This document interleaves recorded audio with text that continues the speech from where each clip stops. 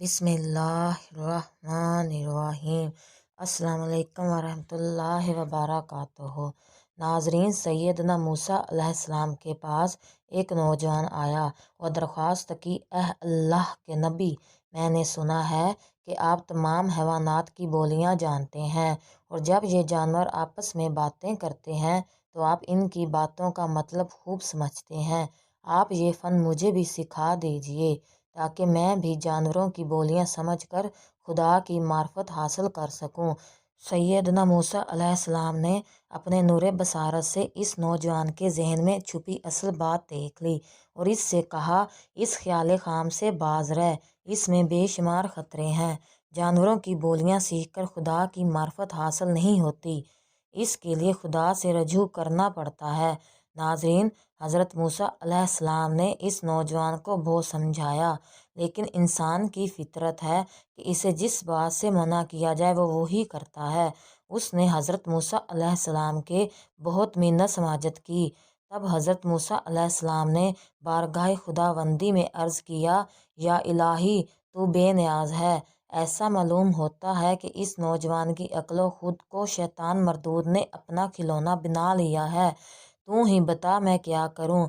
अगर इसे जानवरों की बोलियां सिखा दूं, ये बात इसके लिए ठीक ना होगी, और अगर ना सिखाऊं तो इसका दिल सदमे से चूर होता है। अल्लाह ताला ने हुक्म दिया, ए मूसा, तो इस नौजवान की खुशी पूरी करो, क्योंकि हमारी सुन्नत है कि हम किसी की दुआ रद्द नहीं करते। ये हुक्म पाने के बावजूद हज़रत मूसा अलैहिस्सलाम ने सोचा, एक मरतबा फिर इस नौजवान को इस ख्याल से बाज रहने की कोशिश करूं। चनाचा आप अलैहिस्सलाम इसको नहायत शीरी और नरम लहजे में समझाया कि खुदा ने इजाज़त तो फरमा दी है, अब तेरी मुराद खुद ब खुद पूरी हो जाएगी, लेकिन तेरे हक़ में बेहतर है कि ये ख्याल अपने जहन से निकाल दे और खुदा से डर, क्योंकि ये पट्टी शैतान ने तुझको पढ़ाई है, लेकिन मुझे यकीन है कि तू सैकड़ों आफतों में फंस जाएगा। इस बात ने इस नौजवान पर सिर्फ इतना असर किया कि वो कहने लगा, बहुत बेहतर, मैं तमाम जानवरों की बोली सीखने के ख्याल से दरगुजर करता हूँ, लेकिन कम अज़ कम दो जानवरों की बोलियाँ तो ज़रूर सिखा दीजिए। एक उस कुत्ते की बोली जो मेरे मकान के दरवाजे पर पहरा देता है, और दूसरी उस मुर्ग की बोली जो मेरे घर में पला हुआ है। बस मेरे लिए इन दो जानवरों की बोलियां समझ लेना बहुत है। नाजरीन, सैयदना मूसा अलैहिस्सलाम ने फरमाया, अच्छा जा, आज इन दोनों हैवानों की बोली का फ़न मैंने खुदा के हुक्म से तुझको अता कर दिया है। वो नौजवान खुश खुश घर आया और अगले रोज़ पालतू जानवरों की बातें सुनने के लिए दरवाजे के करीब खड़ा हो गया। थोड़ी देर के बाद घर में काम करने वाली खादमा हाथ में कपड़ा लिए दरवाजे पर आई। उसमें रात का बचा कुचा एक रोटी का टुकड़ा था। वो खादमा ने बाहर फेंक दिया। उसी वक्त मुर्ग फड़फड़ाता हुआ आया और वो टुकड़ा उठाकर अपनी चोंच में दबा लिया। पहरा देने वाले कुत्ते ने देखकर मुर्ग से कहा, यार तू बड़ा लालची है, दाना चुग कर अपना पेट भर सकता है। बासी रोटी का ये टुकड़ा मेरे हिस्से का था, वो भी तूने उचक लिया।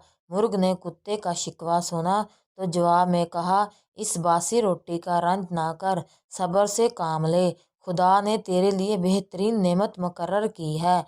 कल हमारे मालिक का कीमती घोड़ा मरने वाला है, उसका गोश्त खूब पेट भर कर खाना, यूं खुदा तुझे बेकोशिश और बेमशक्कत रिज़्क अता करेगा।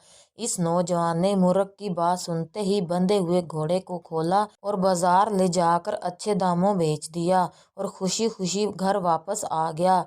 अगले रोज़ फिर खादमा ने दस्तक वहाँ झाड़ा तो रोटी का टुकड़ा ज़मीन पर गिरा। मुर्गा एक मरतबा फिर उचक कर ले गया और कुत्ता मुंह देखता रह गया। आखिर उसने मुर्ग से कहा, तू बड़ा चालाक और फरेबी है, तूने कल कहा था कि आका का कीमती घोड़ा मर जाएगा और मुझे खूब पेट भर कर खाना खाने को मिलेगा। अब बता घोड़ा कहाँ मरा? आका ने ले जाकर बाजार में इसे बेच डाला। मालूम होता है तू अजली झूठा है, सच्चाई तेरे मुकद्दर में नहीं।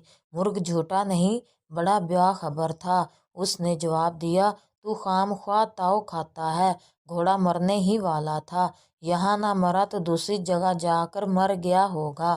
ہمارا آقا گھوڑا بیچ کر نقصان سے تو بچ گیا اور بظاہر اپنا نقصان دوسرے کی گردن پر ڈال دیا، لیکن فکر نہ کر، کل انشاءاللہ اس کا اونٹ مر جائے گا، پھر تم اس کا گوشت خوب پیٹ بھر کر کھا لینا۔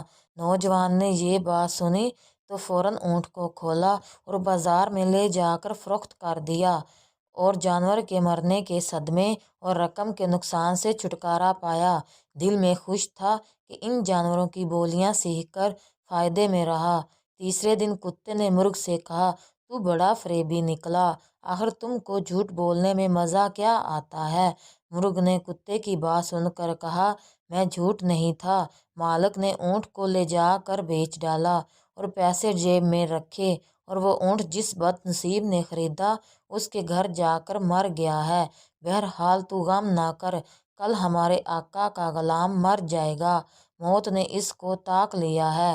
غلام کے مرنے کے بعد آقا فقیروں کو روٹیاں اور گوشت بانٹنے کا اہتمام کرے گا، پھر تیرے مزے ہی مزے۔ مرغ کی بات سنتے ہی نوجوان نے غلام کو ایک شخص کے ہاتھوں ایک اچھی قیمت پر بیچ دیا اور نقصان سے بچ کر جی میں بہت خوش ہوا۔ اس نے دل میں کہا، خدا کا شکر ہے، اس نے مجھے 3 ہاتھوں سے بال بال بچا لیا، اگر کتے اور مرغ کی بولیاں مجھے نہ آتی تو بھاری نقصان اٹھانا پڑتا۔ چوتھے دن کتے نے لال پیلی آنکھیں نکال کر مرغ سے کہا، تو جھوٹوں کا بادشاہ ہے، تو نے یہ بھی نہ سوچا کہ تیری یہ دروغگوئی کب تک چلے گی؟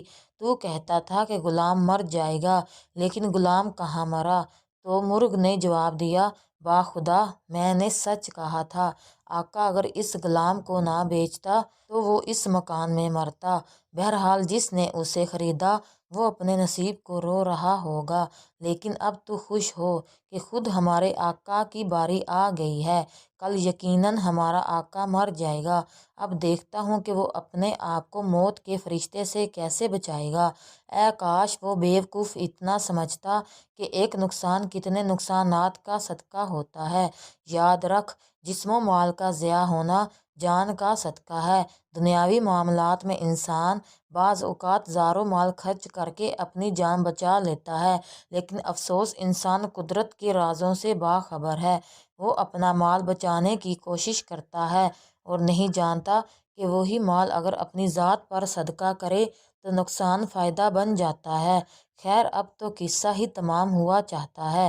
آج ہمارا آقا سوئے عدم روانہ ہو جائے گا، پھر اس کے رشتے دار گائیں ذبح کریں گے اور دیگیں چڑھیں گی، فقیروں اور محتاجوں کا ہجوم ہوگا، روٹیوں کے ٹکڑے اور ہڈی بوٹیاں اس کثرت سے تجھے کھانے کو ملیں گی کہ تمہارا جی بھر جائے گا۔ ہاں، گھوڑا، اونٹ اور غلام کی موت ہمارے بیوقوف اور مغرور آقا کی جان کا بدلہ تھا، مال کے نقصان اور اس کے رنج و عالم سے تو محفوظ رہا، لیکن اپنی جان گنوا لی۔ آقا نے مرغ کی زبان سے اپنے مرنے کی خبر سنی تو اس کے پیروں تلے سے زمین نکل گئی، ہاتھ پاؤں میں دم نہ رہا، گرتا پڑتا بدحال اور بدحواس حضرت موسیٰ علیہ السلام کی خدمت میں حاضر ہوا اور ساری داستان سنا کر فریاد کی، اے خدا کے سچے نبی، مجھے ملک الموت کے پنجے سے بچائیں۔ اس نوجوان نے ایک مرتبہ پھر حضرت موسیٰ علیہ السلام کی منت سماجت شروع کی اور اس قدر رویا کہ حضرت موسیٰ علیہ السلام کو اس پر رحم آیا اور ارشاد ہوا، اے نوجوان، اب تیر کمان سے نکل چکا ہے اور چھوٹا ہوا تیر کبھی واپس نہیں آتا، قضا نے تیرے گھر کو دیکھ لیا ہے، اسے ٹالنا میرے بس میں نہیں۔ ہاں، بارگاہ الہی میں تیرے لیے درخواست پیش کرتا ہوں کہ جب تیری روح بدن کا ساتھ چھوڑے تو ایمان کی دولت تجھے نصیب ہو۔ زندہ وہی ہے جو ایمان سلامت لے جائے۔ ابھی پیغمبر خدا کی بات پوری نہ ہوئی تھی کہ اس کا جی گھبرانے لگا، دل گھبرایا اور ہاتھ پاؤں سن ہونے لگے، یکایک اس کو خون کی الٹی ہو گئی۔ یہ ہیضے کی الٹی نہ تھی بلکہ موت کی الٹی تھی۔ اسی وقت 4 آدمی اسے کندھوں پر لاد کر گھر لے گئے۔ مکان پر پہنچے تو اس پر مذاق عالم طاری ہو گیا، زبان بند ہو گئی، آنکھوں کی پتلیاں پھر گئی، کانوں کی لبیں مڑ گئی، آخرکار اس نے ایک ہچکی لی اور اپنی جان آفرین کو سونپ دی۔ ناظرین، سیدنا موسیٰ علیہ السلام نے جب یہ خبر سنی تو بارگاہ الہی میں دعا کی، اے اللہ، اسے ایمان کی دولت نصیب فرما، اپنی شان کے صدقے میں اسے بخش دے۔ ہر چند اس نے گستاخی کی اور ضد کی، لیکن وہ نادان تھا۔ ناظرین، اللہ تعالیٰ نے جو چیزیں انسانوں کے لیے مختص رکھی ہیں اس میں ہمارا ہی فائدہ ہے، لیکن بعض اوقات انسان قدرت کے فیصلوں کے خلاف جاتا ہے۔ انسان بعض اوقات قدرت کو چیلنج کرتا ہے اور ہمیشہ نقصان اٹھاتا ہے۔ جب جب انسان کو قدرت کے خلاف جائے گا، جب جب انسان اللہ کے کاموں میں گستاخی کرے گا، تب تب انسان نقصان اٹھائے گا۔